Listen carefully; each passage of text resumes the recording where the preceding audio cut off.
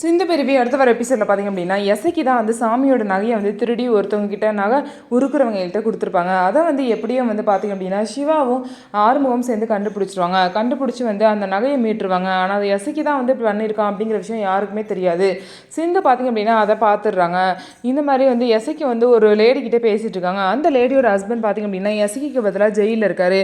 அவரை பெயிலில் எடுங்க, எனக்கு கொஞ்சம் பணம் தேவைப்படுது அப்படின்னு கேட்கும்போது பார்த்திங்க அப்படின்னா எசைக்கு வந்து அந்த லேடியை பார்த்து நேரில் போய் பணம் வந்து கொடுக்க போகிறாரு. இதை வந்து சிந்து வந்து ஃபோனில் ரெக்கார்ட் பண்ணி வீடியோவாக எடுக்கிறாங்க. அதுக்கப்புறம் வந்து எசைக்கு பர்த்டே அப்போ எல்லாரும் கேக் வெட்டி செலிப்ரேட் பண்ணிட்டு இருக்கும்போது எசைக்கியோட பர்த்டே அன்னைக்கு எசைக்கு ஒரு கிஃப்ட் கொடுக்க போகிறேன் அப்படின்னு சொல்லிட்டு எல்லா உண்மையுமே சிந்து வந்து அந்த வீடியோவை காட்டி இந்த மாதிரி எசைக்கு தான் அந்த நகையை வந்து எடுத்து நகை விற்கிறவங்கள்ட்ட கொடுத்துருக்கான் அப்படின்னு சொல்லிட்டு சிந்து எல்லா உண்மையும் சொன்னோன்னே அன்னபூர்ணி கோவத்தில் பார்த்திங்க அப்படின்னா எசைக்கியை ஓங்கி ஒரு அறை விட்டுருவாங்க. இப்போ தான் வந்து சிந்து மேலே எந்த தப்பு இல்லைன்னு சொல்லிட்டு எல்லாருக்கும் தெரிய வந்திருக்கு.